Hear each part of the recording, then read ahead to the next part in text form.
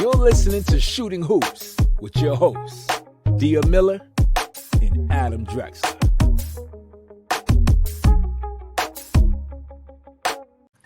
Welcome to Shooting Hoops, a podcast about basketball and the Portland Trail Blazers. I'm your host, Dia Miller, here with my co-host, Adam Drexler. This is episode 4. You can now find us on Apple Podcasts, Spotify, and on YouTube. Having video has been pretty cool. This is, I'm new to YouTube. I haven't really done a lot with this, although my kids think it's cool. But it's given us an opportunity to kind of add some things in. Adam's been doing some really cool video editing. So if you're listening on podcasts, we will do our best to paint a picture of what's happening here. But if you're watching on YouTube, you are definitely getting some little extras. So bonus points for that.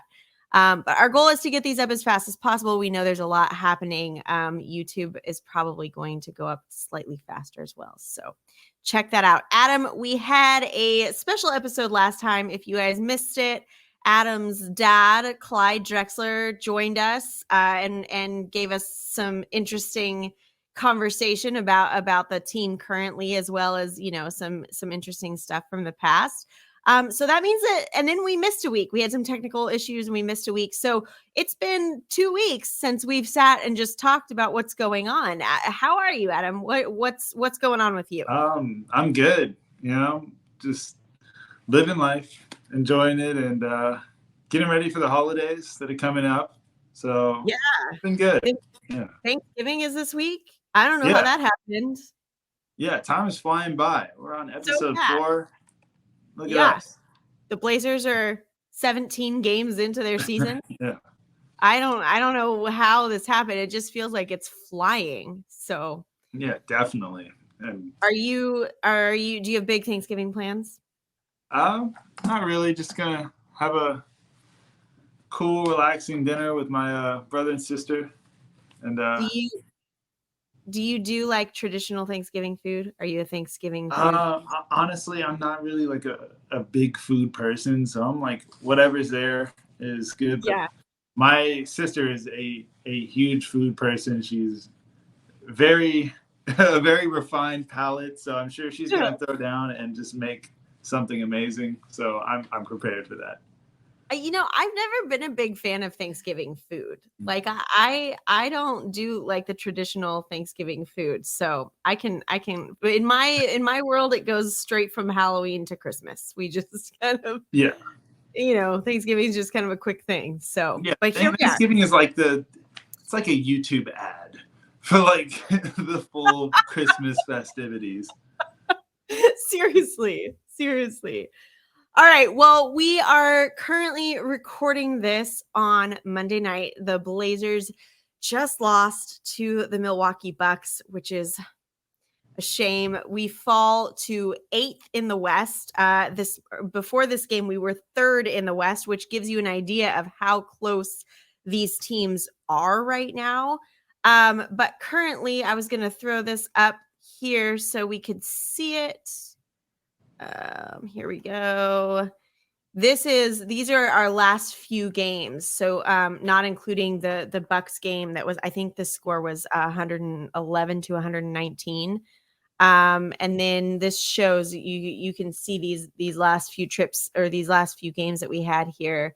A win over the Pelicans, a loss to the Mavs, a win over the Spurs, a loss to the Nets, and a loss to the Jazz, and then a loss to the Bucks. So few tough losses. I mean, these are not bad teams to lose to, by the way. No. I mean, the Bucks and the Jazz they're upsetting a lot of teams, and they're a well-structured basketball team. They don't have a defined star, so they keep teams on their toes, just like the Blazers. Yeah. So, I mean, those are teams that are as long as those games are close, like the Bucks, it was 119 to 111, and that's good against a team that's supposed to win the championship. Right. I mean, that's I'll take that. Yeah. I mean, before at the beginning of the season, we talked about this team as having a really difficult start to their schedule.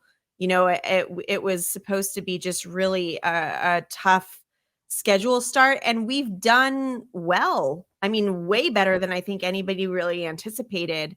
And like you said, these are not bad losses. And I think even more so than the win-loss record, I always think about this, like, we just have to get into the playoffs. Once we get into the playoffs, it starts over. It doesn't matter what your record was. Once you're in the playoffs, you just have to win your games. So it's encouraging to me that we're seeing good play. We're seeing teamwork. We're seeing the good things happen in the games.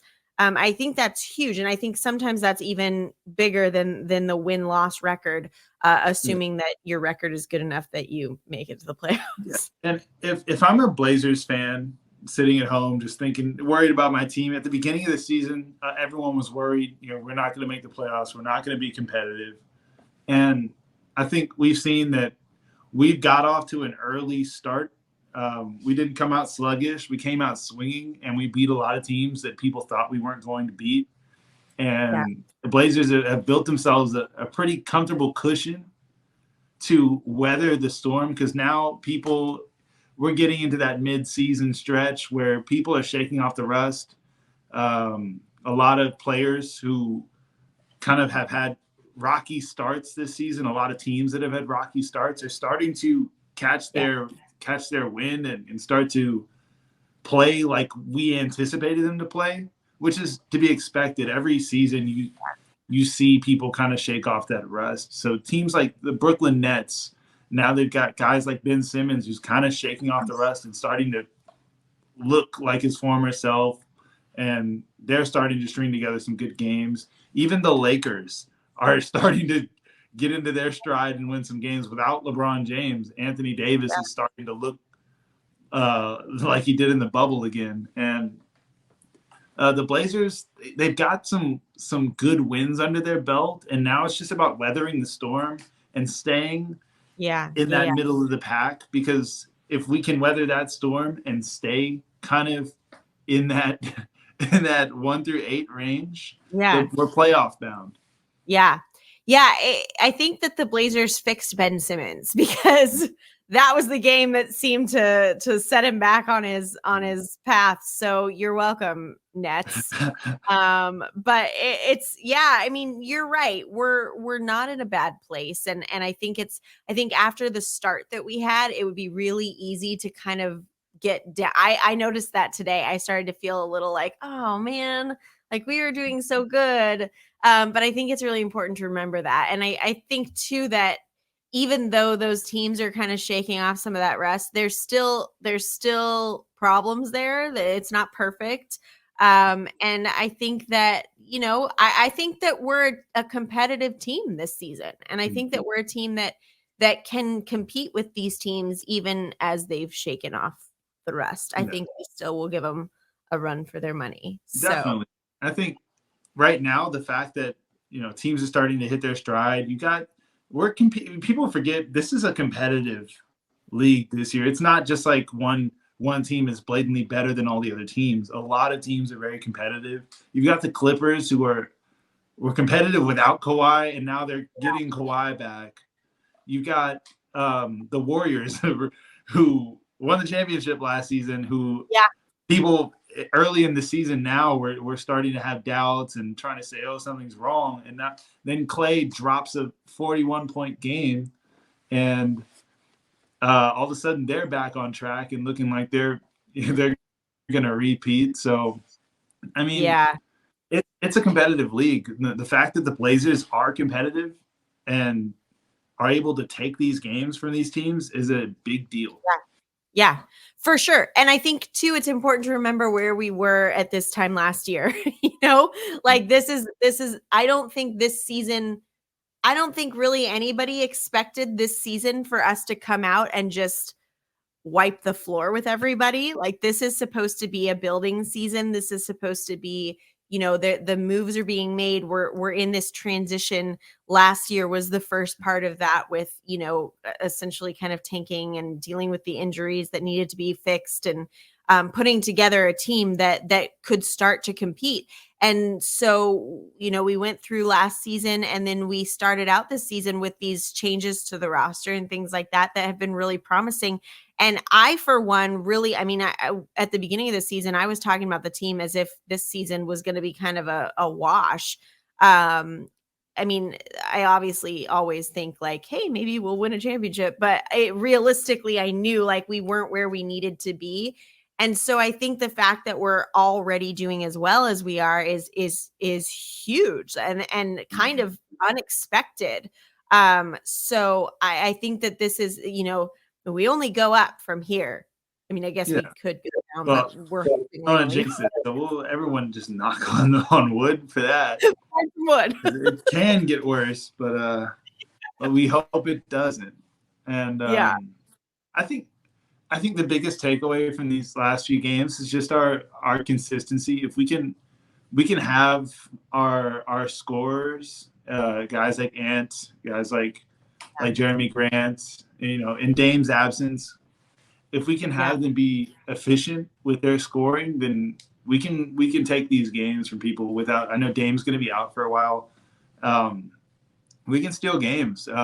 It's just about being efficient with our scoring. So I think there have been a few games where Ant is kind of he's putting up great numbers, but sometimes the efficiency is kind of not there for winning games or taking games over. And he's had a lot of great games too. I just think without Dame to kind of take some of that offensive firepower, he's kind of having to take more shots, and it's all okay. It all comes down to him and Grant making shots essentially to kind of put the Blazers in a position to win. Yeah. It's so funny to be talking about the team as needing more like offensive firepower, because we're so used to them being so strong there and so weak on defense. Whereas now, like, we're playing good defense and seeing like a massive improvement on that side of things.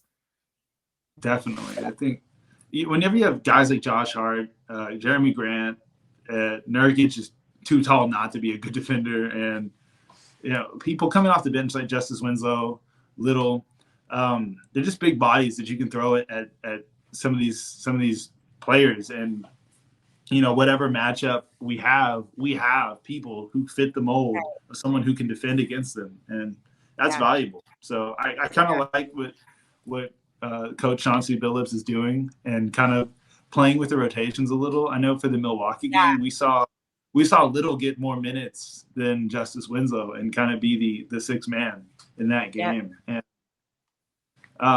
for stretches of it, I liked what I saw, and you kind of just wonder, on any given night, I'm sure Chauncey's kind of trying to test the roster and see how he can put guys in a position to win. Yeah. And I love that. I love that about him and this current team. I love, first of all, that we've created a team. I mean, we've talked about this even on this podcast before, that this team is so versatile in what you can do with the players.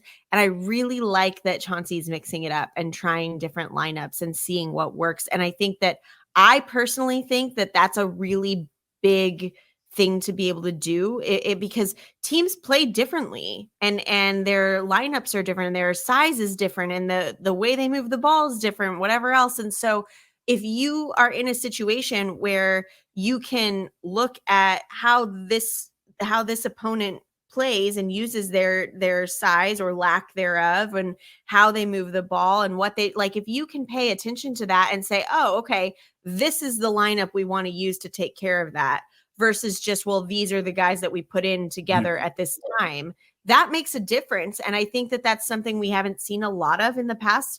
Part of that is just, the choice, obviously, of the coach.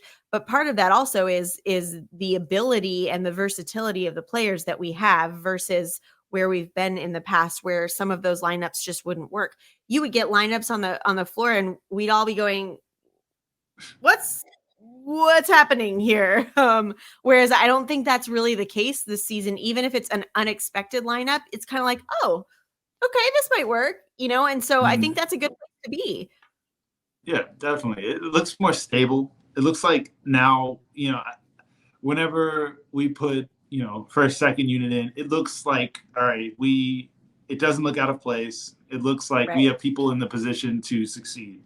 Whereas, previous iterations of the roster kind of looked like, all right, we don't have the personnel for every team. We kind of have to adjust and try to just play our brand of basketball against every team. But now we can kind of adapt. And I think that's kind of the reason why we've been so competitive against a lot of teams, is that it keeps teams guessing when any given night, any of your players can just pop off. With the Blazers specifically, I mean, that's kind of what the Utah Jazz are kind of doing. They're playing team ball, and on any given night, it could be Jordan Clarkson, it could be Laurie, it could be whoever on that team, and they play together. And the Blazers do the same thing. You see Josh Hart when Dame is on the floor, and when Dame has been playing with him, Josh Hart kind of fits this role player, type of build, or like this kind of push tempo and play aggressive defense. And then when Dame is not there, he goes and he turns into scoring Josh Hart and puts up 17. And Jeremy Grant is going to do his thing. Obviously, he's a vet, and he can score the ball, and he's efficient with it too.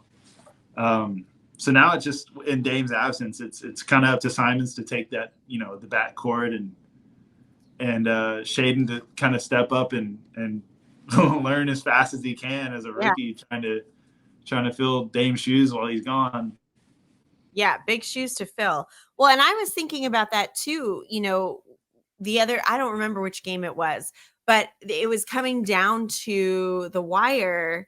And, it used to be that teams could double, triple team Dame at the last minute and be pretty safe.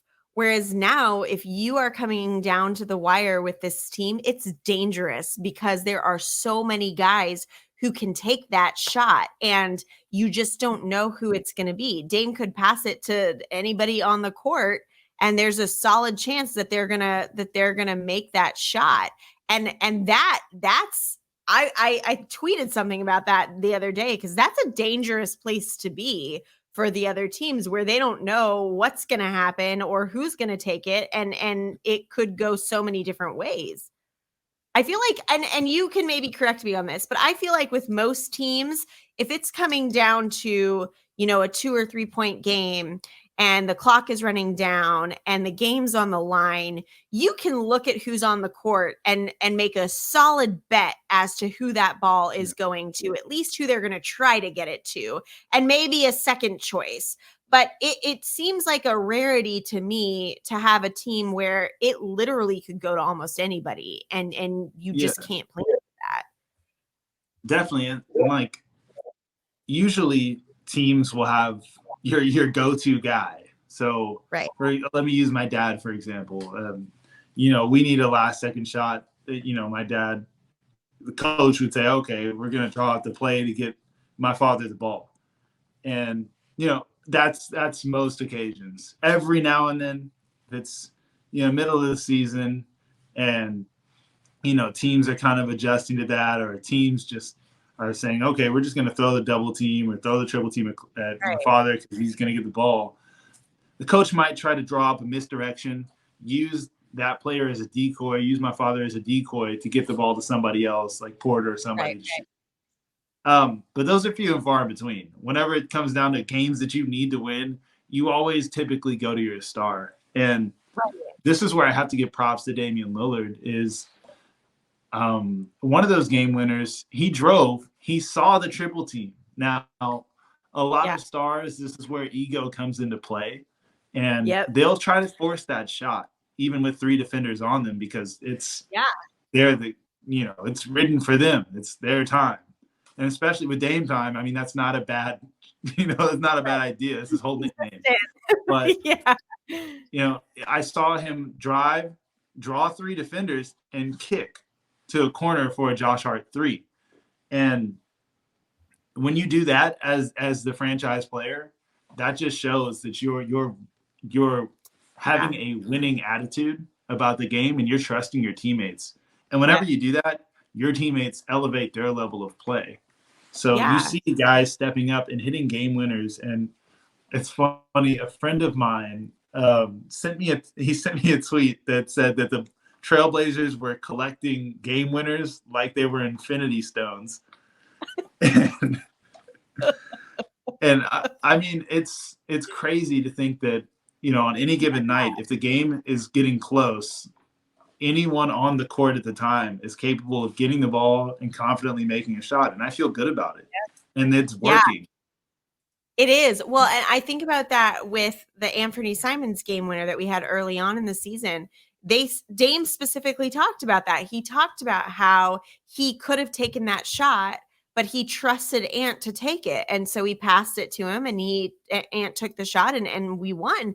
And I think that trust is a reoccurring theme around this team. They seem to really all trust each other and lean on each other. And I think that that's elevating them as a team and not just as individual players.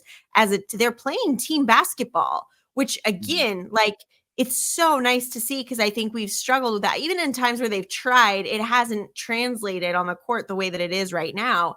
And so, you hear them talk about that, and you're exactly right. What you said is exactly right. The fact that Dame trusts Ant to do that, then Ant starts to build, or anybody in this, I'm just using that as an example, starts to build that confidence that, like, oh, well, he trusts that I can do it enough that he's not taking the shot. He's giving it to me. Like, I can do this. And I think that that's one of the things that, I always appreciate about Dame and his leadership is he is not a star that lets his ego get in the way. I'm not sure I can think of a time where he's done that. He's very much a team player. There have been times where he has put that team on his back and driven them to the win, but not because I don't think that's because of his ego. I think that's been because the team has struggled. So in a lot of situations, we're seeing him just really like trying to pass that off and being okay with that. And I think that that's huge. Yeah, I think Dame, he's been around this league for a minute. He knows. And for me, my experience playing is that, especially overseas, that one of the biggest things is that sometimes the talent gap is vast overseas, to where you might be in a different kind of atmosphere or a different kind of skill set than your teammates. Mm-hmm. And when you're playing overseas, I think something that people don't understand is that usually the import players, the American players, cancel each other out. And it sometimes comes down to your teammates knocking down a shot or two that really gets you the win. And if you've been around overseas a while, you know that sometimes you have to kind of elevate your teammates. You have to trust in your teammates, and you have to uplift them to give them the confidence, and that's going to help your team win games. And then the same thing applies with this Blazers team, is that everyone around the league, their expectations for the Blazers was down here. And Dame knows that in order to elevate and get wins in a tough Western Conference, he has to trust that his teammates have the confidence to make those shots. So passing off, a game-winning situation to somebody is something that is going to build confidence. Make or miss, the fact that he passed it to them and the fact that they know, like, okay, the ball can come to me at the end of the game is a big deal. Right. And I think a lot of what's so weird about it is, I think a lot of sports analysts would say that is a weak move, or that's a flaw. We saw it with, I think, LeBron James, passing the ball, or letting Ray Allen take a game-winning shot, or drawing it up or passing it to somebody else to win the game. But make no mistake, that's smart basketball. Of course, Dame is capable of making a game-winning shot or putting something up, and he's Dame, so the chances are high that it will probably go in. But we have other players. There's superstardom, and then there's winning basketball. Yeah. Well, and I think having other players that he knows are capable as well, like, that's part of it too. Is it's not like he's just passing it to somebody, that is not a good player. Like, we've got a team that can do that and that will do it and that has done it. So yeah, definitely. And they're showing confidence. I love it. Yeah, you're right. That's true. There is a lot. I feel like there's a lot more confidence than there's been in the recent history. And that plays a part. I think, again, when you're confident in your ability and you're confident in yourself and you're confident in your teammates, that has an impact on your game. If you're going out there and you're unsure, it's like blood in the water for the Sharks, and so this is a team that is acting like they belong here, and they do. Yeah, I mean, you never want to be out there and feel like you're a non-factor at the end of the game. If you know that, okay, no matter what I do, I'm going to sit in this corner and I'm not getting the ball, it kind of makes you lax, and it kind of just it makes it so much easier for the other team to stop you when they know they only have one guy that they need to worry about. So when everyone on the court is a threat, that's team basketball, and that's winning basketball. Yeah. So we've talked a little bit about Dame, but Damian Lillard is once again injured. So Chris Haynes originally tweeted, Portland Trailblazers star Damian Lillard underwent an MRI and it revealed a right calf strain in a different area from his previous injury that will sideline him for a brief period, league sources tell NBA. Okay, and then Casey Hodal, who's the beat writer for the team and travels with the team, retweeted that with this. He said, for what it's worth, Dame departed with the team today for a 4-game road trip.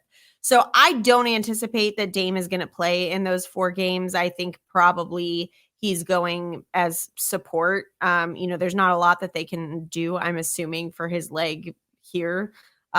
So I'm guessing that him being on that trip has a lot more to do with just the fact that, like, he's a leader and he's going with his team.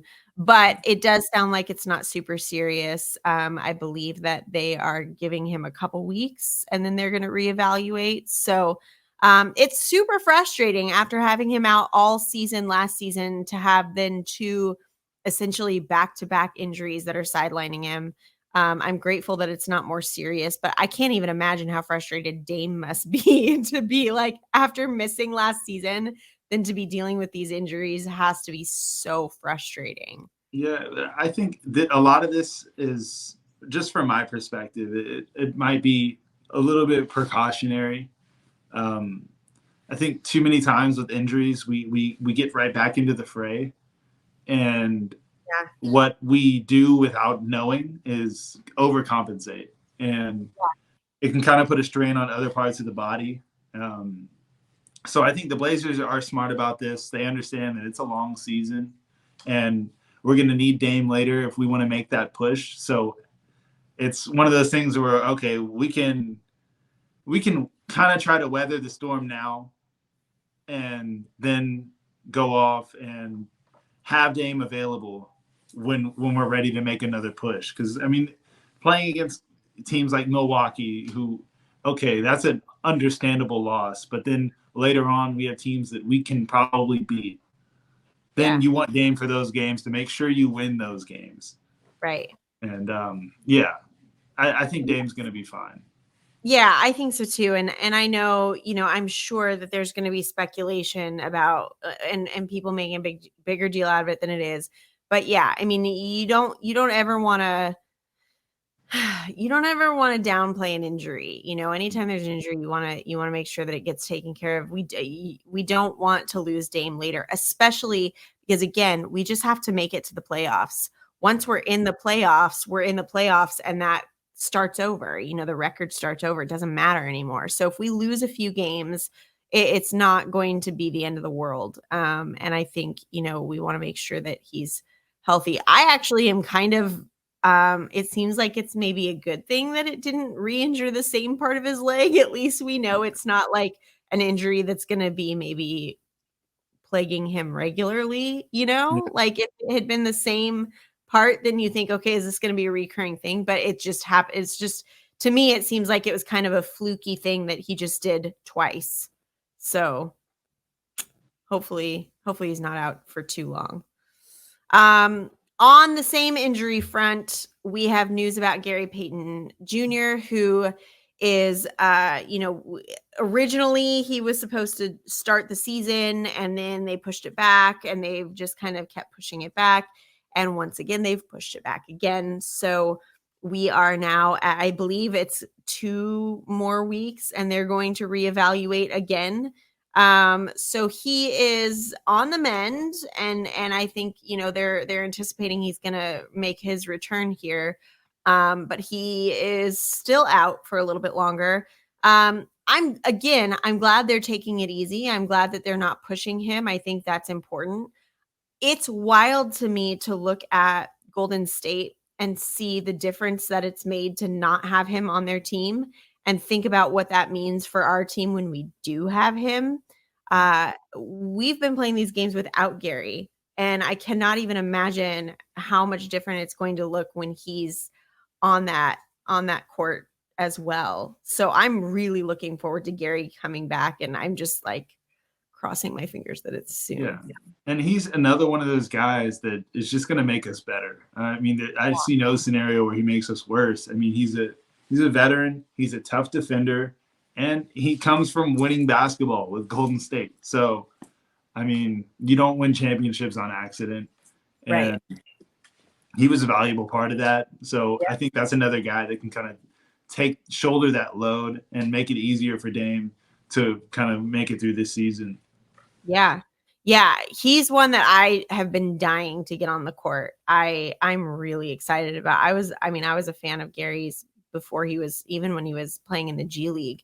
And I think that's always really exciting to watch players who come from the G League, who fight their way up and keep pushing and keep working. I think he was in the G League for like 5 years.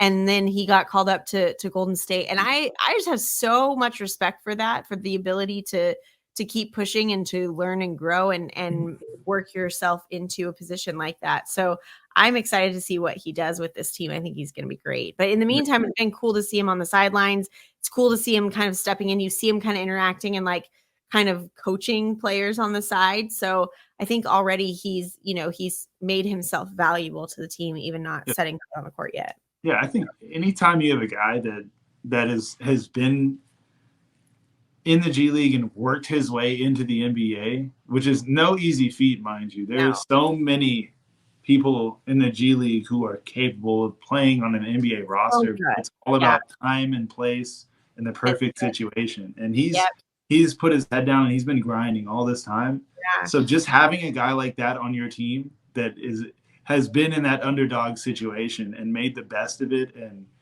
and made something of it and turned it into, a great career is a big boost for your bench. It's morale.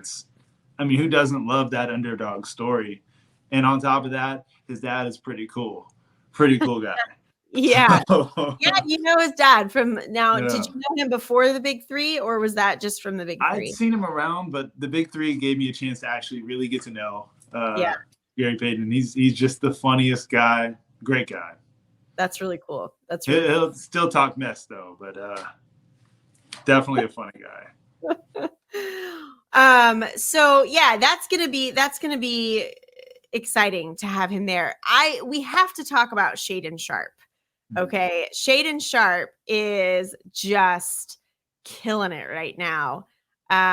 We've got these tweets I wanted to read. This one comes from Brett Usher. It's Shaedon Sharpe is now third in the NBA in 3-point percentage at 51.4%. That's the third highest such figure in NBA history for a rookie through their first 14 games, trailing only Brent Barry and Desmond Bane. So to make that a little more clear, especially if you're listening and not looking at the tweet, Shaedon Sharpe is the third best 3-point percentage in the entire NBA right now, 51.4%.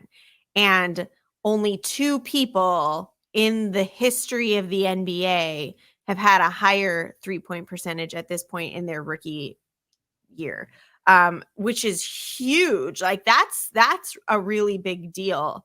And then the follow-up to that is David McKay tweeted, Trailblazers rookie Shaedon Sharpe is officially averaging double figures, 10.1 points while shooting 51.4% from the three and 55.4% overall. That's insane percentages. That is so good. Yeah, he's on fire. Typically, people go through these shooting streaks where they just are on fire. They just don't miss, and he's doing that. But if you watch his game, it's not just a fluke. He's an efficient player. He doesn't waste a lot of movement, and he's solid, which is pretty rare for a rookie, because usually, you have to kind of slow yourself down and pace yourself and learn how to kind of, pick your spots. But he seems to already have his spots down and know exactly where to be an efficient player. And that's what the Blazers need. I mean, you have so many players who can score the ball, but the name of the game is efficiency.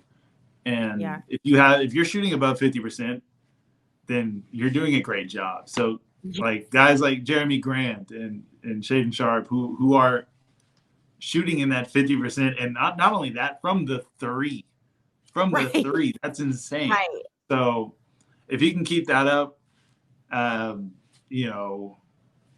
that's just a bonus. But I mean, as long as he's got the hot hand, why not keep feeding it? Yeah.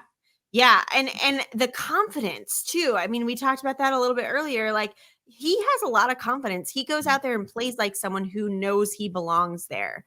And it's just really cool to watch. I know that every season there are rookies who come out and play this way. I know that there are always guys that come in and they're ready to play significant minutes, but it feels like it's been a while since we've had one of those. It feels like, our rookies have been, and some of them have been great.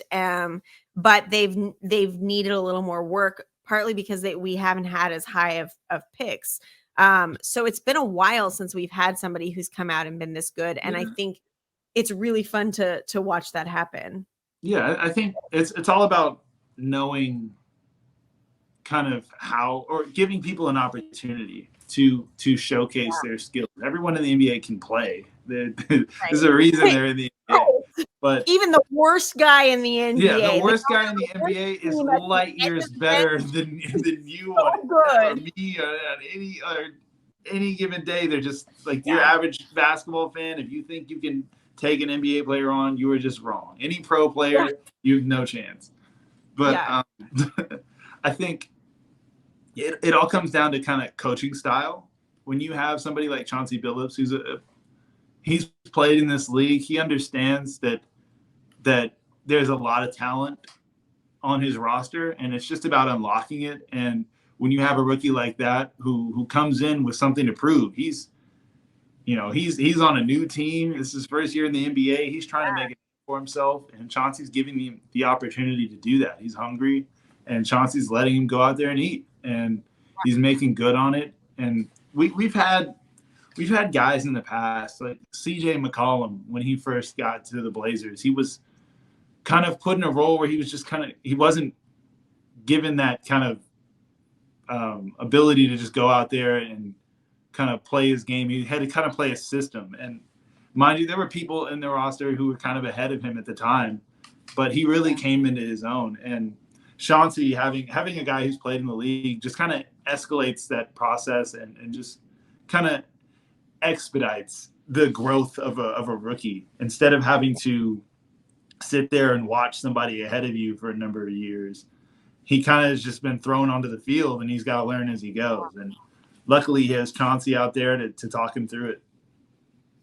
Yeah, well, and I think too, again, this is a good team for a player like that to develop, because you have guys like Dame who are also going to step into that role of teaching and helping. And I think, he's coming onto a team of players that will invest time in him.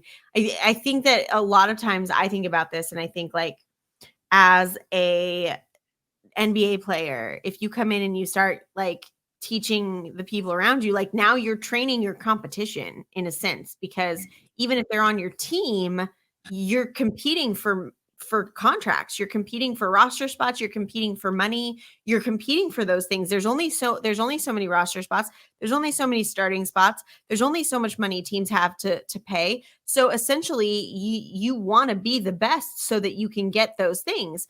So if you're a Damian Lillard, for example, and you come in and you start teaching Anthony Simons everything you know, pretty soon Anthony Simons is coming up quickly behind you, and he also knows those things and can essentially slide in and replace you. So there's got to be a sense in which there are players who struggle with that and maybe don't do that, and maybe it's not even a fully conscious thing.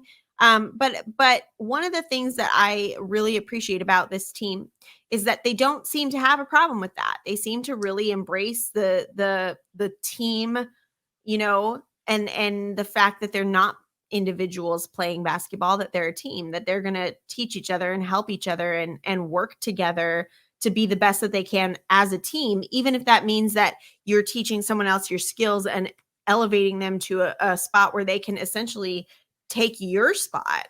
And I really appreciate that about this team, that they do that. And I think, I think Shaedon will benefit from that as well, because I think there are a lot of players who will invest time and energy into him. Yeah, I think with that, I think it comes down to coaching. Chauncey's, sometimes you have coaches where you are kind of at a competition with your teammates because you are fighting for a spot, and that spot is permanent. You are right. Put into your role. Some teams kind of put guys into a role at the beginning of the season, and no matter what you do, it's very tough to break out of that role. But I think Chauncey seems like a coach who's saying, all right, we're going to go with whoever has the hot hand. And we've seen it with the way that the Blazers play. They're saying, okay, tonight Josh is, seems to have the hot hand. We're going to go and feed him and make sure he gets those shots. And then the next night they got Grant, and they're like, he's got the hot hand. We're going to Grant. And then against the Bucks is Simons. And whenever you have a coach like that, it makes you want to be a better teammate, because you know that everyone has an opportunity. And, as the old saying goes, like if somebody's got the hot hand, you keep feeding it. And yeah, everyone's bought into that. So I attribute that to coaching for sure, but also just the culture. I mean, yeah. First, from my experience, when you have a star player who is elevating your team and is not just saying it's me, they're saying, no, right. It's us. And we've seen it with the game winners. Dame is out there celebrating. He looks happy, regardless if he's the one that shot the shot or not. Who made it? And, yeah.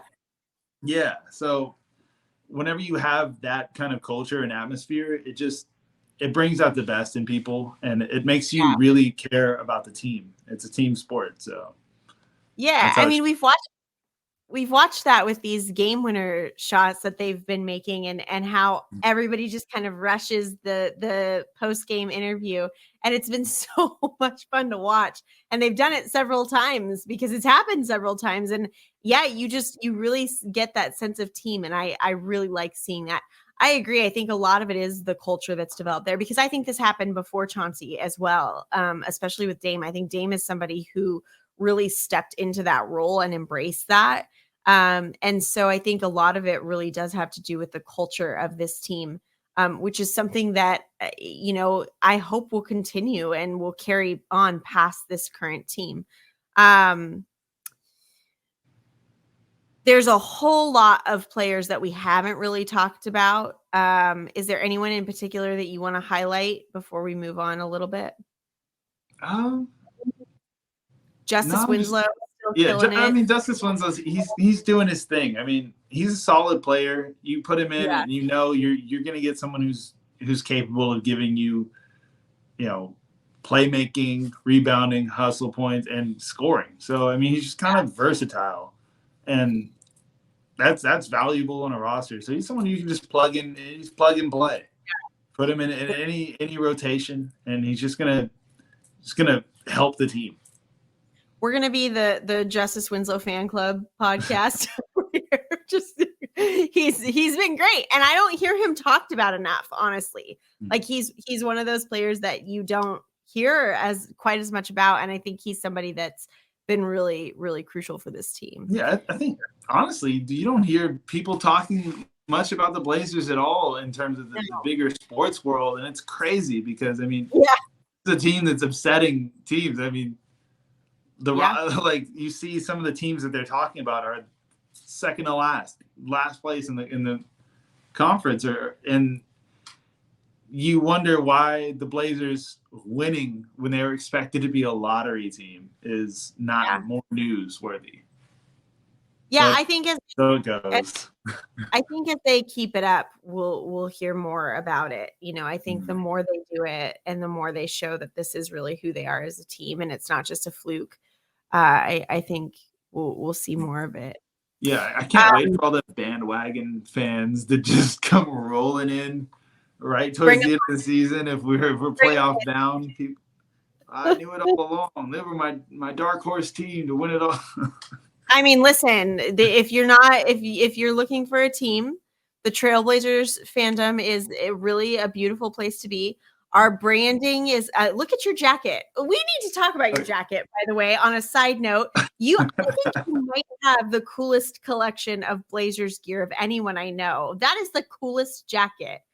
Yeah, it's apparently the Blazers just make some really cool gear, and you got to show the back of it. Yeah, so I was wearing this today, and I was like, all right, I had it in my closet. And I was, always down to wear Blazers. I always wear Blazers gear on the podcast because that's Blazers podcast. So I had the 22 on it, and I was like, all right, this is very cool. I'm going to wear it. And then, for the first time ever, I looked on the back, and there's this giant picture of my father on it. And I was like, that's so cool. It is really cool. I don't know who made this jacket, but this is amazing. You just have so much Blazers gear, like from all the years. Yeah, I mean, it tends to happen when my father, he has these boxes full of gear. And for me, it used to be I'd just go to the gym and me and him would work out or something. And you reach into the box and you would just grab a random Blazer shirt and put it on and wipe your face with one. It's one of those things. There's just so much gear and so many memories and so many cool things to come from, I've never from seen the that Blazers.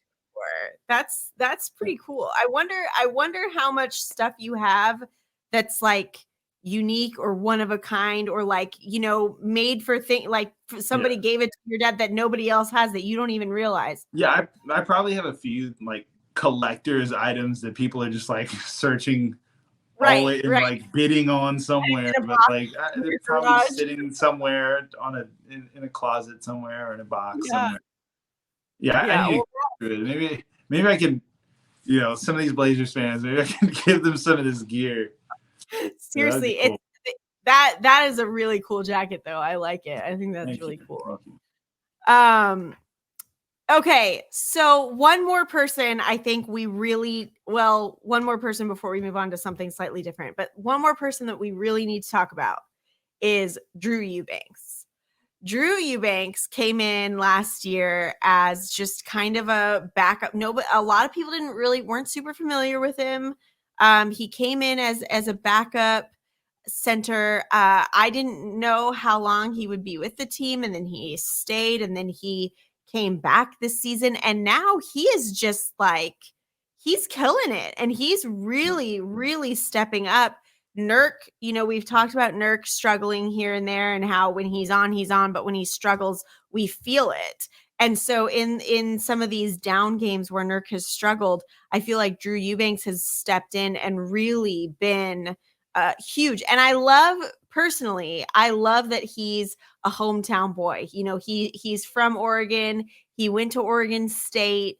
This is where his family is. And I just think what a cool story to have him now in this spot. But he's been fantastic. He's been so good. Yeah, he's a solid player. I mean, so many solid players on this roster. And that's kind of why they've been winning games, is that everyone is capable of playing, a good chunk of minutes and being a big contributor. So he's somebody he's just been solid. You look at some of the plays he makes, he's just very solid, taking up lanes on the floor, running, making the right reads, setting great screens, and he's 6'10". So, I mean, he's like, height is something you can't teach, and I love a tall Blazers roster where we're playing big because, I mean, I'm not a huge fan of small ball myself. So anytime we were playing our bigs, guy that's 6'7", 6'7"? Me, I'm 6'6". Okay, 6'6". But I play the smallest position on I play point guard, so I'm tall for a point guard. 6'6". Yeah. That's my point. Yeah, so I mean, like, height is just it changes the game because it forces people to respect it, and it's very hard to stop if you don't match it with equal height. And if you're the Trailblazers, your bigs on most nights are going to be better than the other team's bigs with Nurk and guys like Eubanks. Yeah. Well, and speaking of that, the Blazers waived Olivier Sarr, who has not played a lot because he was injured. And they signed, I'm going to say his name wrong, I'm sure, Ebao Badji. I don't know if that's how I say it. I'm going to have to go look it up and hear how it's said. But he is coming from the G League, which I love. He has a 7'9" wingspan. So you want to talk about size? There's some size for you. Yeah, that's going to be a big help. Obviously, you hate to see anybody waived. Coming from a player experience, it's never fun. No. But you know, whenever you add people like that to the roster, who 7'9" wingspan, that's insane. Yeah. You look at what that can do for your interior defense and what that can add in terms of shot blocking, and that's just huge. A plus. And if he can contribute in that way, then that's going to be awesome. Yeah, I'm not super familiar with him. I think, we'll obviously get more familiar with him as the days go by, but I did see a lot of buzz about him when I went and looked him up a little bit. A lot of people, he's been dominating in the G League and people have had good things to say. So he's, hopefully he is a contributing factor, as especially, when Nurk is struggling. I hate that happens, but it does. And so we have to have, people who can step up and fill that role when Nurk just isn't. And I'm hopeful that won't last. Go ahead. Yeah, I think with Nurk, it's like this season is kind of it's an adjustment for him. So I think you have previously you had CJ and Dame were going to take the majority of the shots, and he was the third guy.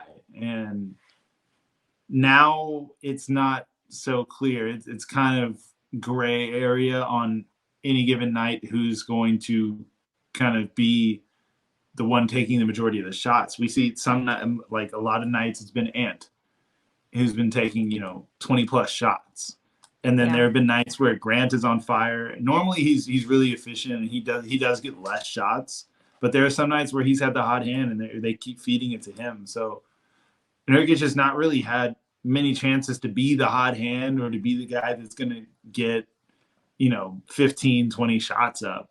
So I think that's an adjustment for him, and having the offense run through him as opposed to, all right, one possession we're going to give it to Grant, next possession we're giving it to Josh Hart, next possession Simons, and not knowing when you're going to get your touches is always an adjustment period. So I think Nurkic, I'm not going to hit the panic button just yet. Yeah, because he's trying to figure out where he fits into all this and trying to figure out how he can be the best he can be in his role on the team. But I'm always a fan of feeding inside, playing inside out first. So I would like to see him get a few more touches, see him get going, early on, and that's going to help the team down the stretch because then he's going to have the confidence to take over games like we all know he can. Yeah, I agree. I don't think that Nurk will stay in this spot, and we've seen that. We've seen him kind of go in and out of it, which is promising. So, we'll give him a little bit of time. Okay, so 2 more things. First of all, the carpet jerseys. So I'm actually putting your tweet up here. You said, trying to explain to my non-Portland friends the importance of a carpet has made me look so crazy. I read that and I laughed right out loud. It has been a struggle. A lot of my friends are from Houston and they don't understand that the carpet is a very important centerpiece of Portland culture. Right. And, even I had some friends comment, "Oh, why the carpet jerseys? What is that?" I'm like, it's such a big deal. You don't even know. Like, it's, to me, growing up, that was, that's one of the main iconic sites of Portland. You have the carpet, and it's just like, I think every city has like one thing that they're like really like as an identifier. And if you're Portland local, that carpet is our identifier, and everyone knows it. And there was a petition to get the carpet back when they changed it in the airport. The carpet has its own Twitter account. Yeah. So it's a really big deal. And I love the jerseys. I love that they, had the wherewithal to put that and make it into a jersey. It might not make sense to other people. Yeah. But to Portlandians, it makes perfect sense. So just keep looking crazy.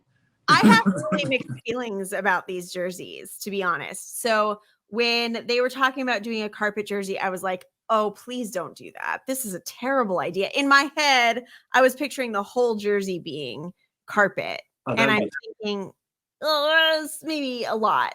And then when the release leaked and I saw it, little bitty on that page, I was like, I'm not sold. And then they released the full thing and I was still not totally sold. And then I saw them wear them on the court and I thought, oh, I kind of maybe like these. My problem is I live in Los Angeles. And so I wear my Portland jerseys, and if I like when people here know that they're Portland Trailblazers jerseys, I like that. If I wear that PDX carpet jersey here, nobody's going to know what that is unless they're actively watching the NBA. They're not going to recognize that that's the Trailblazers. So I like them. I don't know if I'll be buying one for myself, but I like them on the players. I think it's a cool thing for the carpet. I'm still a little outraged that we got a jersey with the carpet on it before we got a jersey with roses on it. I cannot believe that hasn't been done yet. Well, one of these days. One of these days. I'm just glad that they're doing something unique that caters to the city. Of course, I don't. Any other city, you wear that jersey and you're getting people are tilting it. But yeah, I think in Portland, that's such a flex. For sure. And I love to see it. So this was my tweet about the carpet. I said, real big missed opportunity for an alternate court for the Blazers this year with that PDX carpet design. I mean, it's literally a floor. That would be full circle. I mean, honestly, like, we do so many alternative courts, like so many people do that.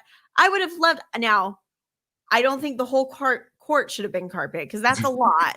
Even the key, I would have done the sidelines, the baseline, and the middle logo part. I would have done that the carpet and then left the rest. And I wouldn't do the middle logo. I'd do like the sideline, the side, the perimeter. But like, did you see the Blazers alternative logo when they announced those? That was like the PDX carpet logo. You could put that in the middle. Yeah, but like, I don't know. I don't want to see that on the court per se. Like on the sidelines is cool, but like once again, like Portland, it's already hard enough to get talked about in sports media in Portland. So like, adding another kind of thing to kind of let people try to figure out is just I don't know if the rest of the world can handle it. Me, personally, I love the card design, but I don't think the rest of the world will understand it. And I've had my share of looking crazy trying to explain it to people. So it's true. It's true.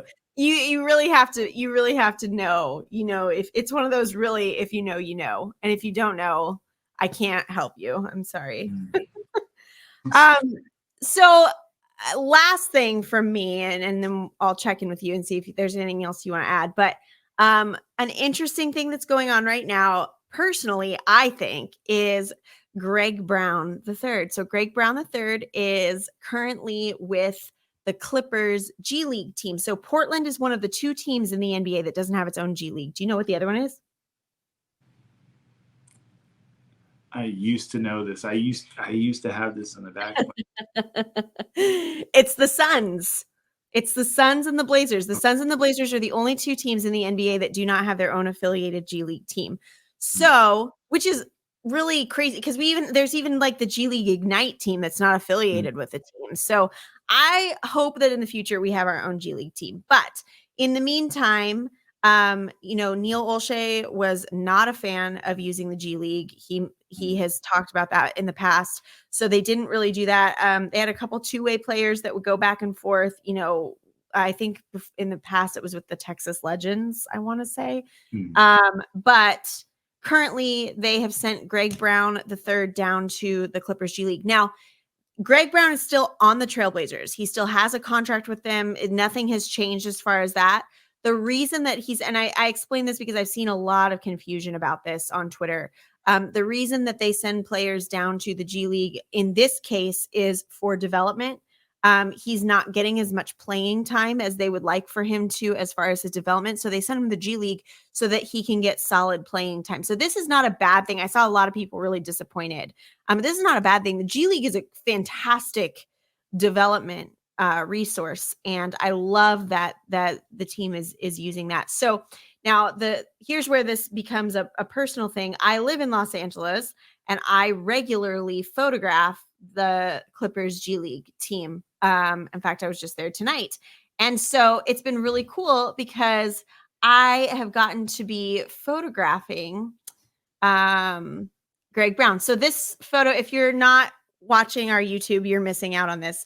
But this photo Greg is pointing to the scoreboard. And this was right after the opposing team was doing a whole lot of trash talking. And Greg looked at the bench and said, "Look at the scoreboard," and pointed up to the scoreboard. So what I've learned about Greg Brown in the last few games of shooting the G League is, on top of all the things that Greg Brown does, he is also very much a trash talker. He's gotten in trouble about the last couple games. So, but if you're watching on our YouTube, these are a couple photos. I took these photos. Greg Brown is still doing Greg Brown things. He is dunking like a crazy person. I probably shouldn't say that. He's dunking like crazy. And he's been really, really fun to watch. He's getting a lot of minutes, doing a lot of dunking and basketballing. You love to see it. Like, a lot of people have this negative connotation when it comes to the G League, but I think it's quite the opposite. I mean, we've seen a lot of players will actually use the G League as a means to stay around the league. Even veteran players, like you had guys like Mario Chalmers, Gerald Green, and people like that who played in the G League. Darren Carlson was here last year. Played on the NBA roster. Yeah, and they're and Gerald Green played the Big Three against same league as me, and players will just gravitate towards the game, and whenever you can play against guys like that, in the G League is at the top of the game. So having reps like that is just going to make you a better player. As good as it is to watch and be around your veteran teammates who can kind of talk you through the game, being able to actually play is going to give you that actual experience and the confidence to go out there, and when you get your call back up to join the team again, you have the confidence to really contribute, because you don't feel like, all right, I haven't played in the last 10 games or so. And so when you don't expect to go in, your mindset kind of changes and you kind of become stagnant in your growth and development as a player. But if you're getting reps and then you're kind of put back into the roster and maybe you get 5-10 minutes here and there, all of a sudden you're way more ready and you're way more used to the pace of the game. And it's not just like throwing you into a tub full of freezing water. Yeah. Well, and I'll say this over and over and over. The G League is full of talent. And you said something about this earlier in the episode that, a lot of the rosters and the talent of the people in the NBA is not different than, for instance, the guys in the G League. A lot of the guys in the G League, it just has to do with fit. There's only so many roster spots in the NBA. And so you have these guys that are very talented professional players, and they aren't fitting on a team or whatever. And so they're in the G League. I watch these games night after night after night after night because I shoot them, both the Clippers and the Lakers.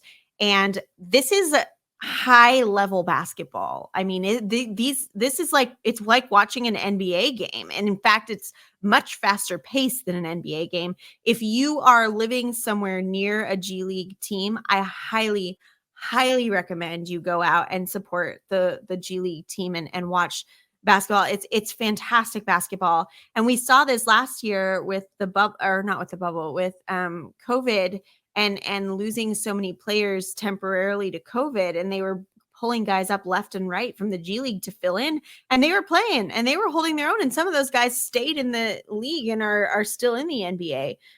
But it's some high percentage, like 46% of the current NBA played in the G League. So this is high quality basketball, and it's a great place for guys like Greg Brown to really be able to develop. He's getting a lot of time. And this particular team, the Ontario Clippers, I think are the second best team currently in the G League. So it's a quality basketball that's being played on that team. And I think he's going to really benefit from that. So, yeah. And I think at one point the Blazers were considering starting a G League franchise in Vancouver.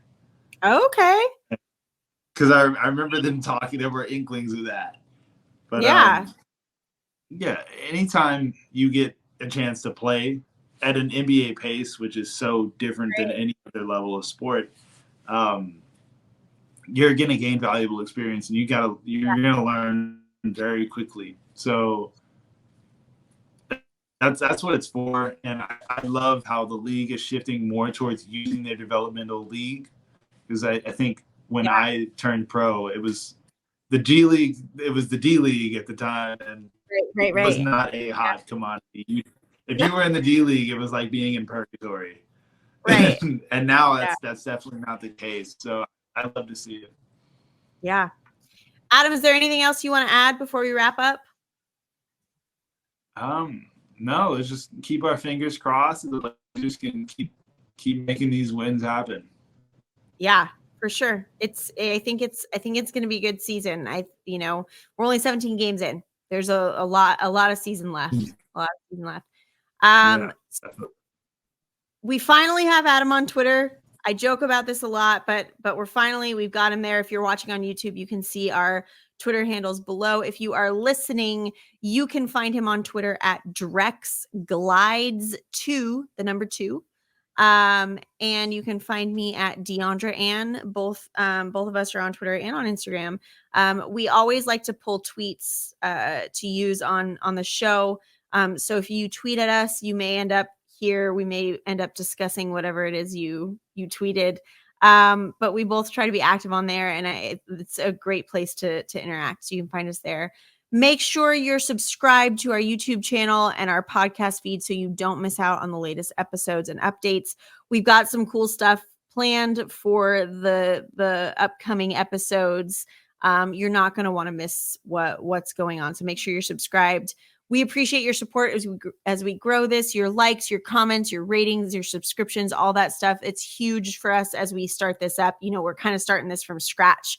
And so in order for it to grow, that really depends on people listening. And so if you share or like or comment rate, subscribe, all that kind of stuff. That boosts us, and it's huge for us. So we appreciate you guys doing that. Thank you so much for listening to Shooting Hoops podcast. We will be back next week. If you feel like you have something to say or something interesting or something you want us to talk about, feel free to shoot a tweet at us, and let's get some engagement going. I mean, it's a podcast that we make, but we make it for you, the listeners. So interact with us. Yeah, and I think we maybe have some opportunities to do some more interactive things in the future too. So, yeah. All right. Thanks for listening.